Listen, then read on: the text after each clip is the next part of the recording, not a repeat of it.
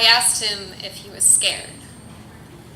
But I don't remember what he said because right after he asked me if I believed in God. As short-term memories go, he doesn't remember my answer. He used to tell me about the gigs he would play with his brother when he was 20, strumming chords to make angels sing the devil's song.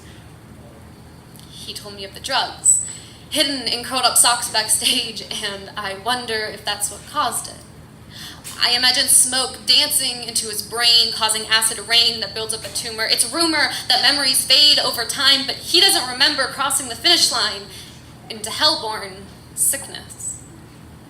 I wish the thickness of my brain will grow, but I tend to understand what it means when the doctors say metastasized and spinal fluid. Sometimes, through the glassy-eyed days of ignoring history class decades, I daydream of catching mockingbirds, wishing they'll sing love to our cancers and ignore the mocking noises of acceptance by growing up. I accept saying goodbye, but don't tell me to accept the pain he's in. He isn't himself at all anymore. If I could, I would take away his pain like lightning bolts into my veins and find a cure, though I don't know how to make a vaccine. I know how to cook. So in the middle of solving problems in math class, I bubble clod my way into making his favorite snack, fried green tomatoes, and season them with mockingbird feathers, wishing they will wind into a rope to tether away the possibility of saying goodbye and being told that he's going to a better place. Sometimes, late at night, my tears tend to light up the upside-down sky, putting me into a downward spiral of tinted glasses. Living in the color blue is often overlooked, and it makes me feel guilty. Because while I'm curled up in self-pity, he is puking out his dinner, and his muscles are vibrating like he's paying for sinners, and I feel guilty.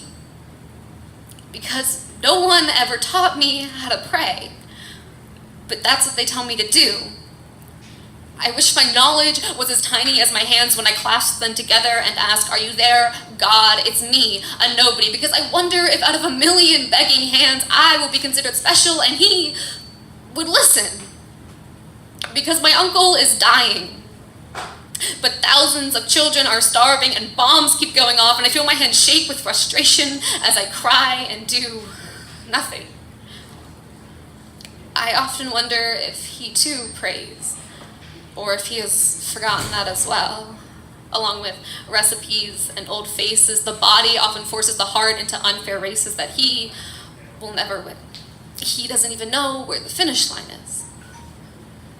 And so I asked him if he was scared, because so was I. But I don't remember what he said, because right after he asked me if I believed in God.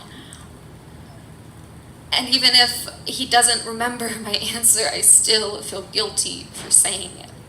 He asked me if I believed in God, and I said, not lately.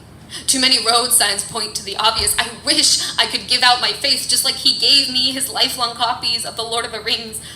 But at that moment, I just as well wrote hope down on a piece of paper and lit it on fire. I told him it feels fake to pray to a liar because all the good people tend to die young.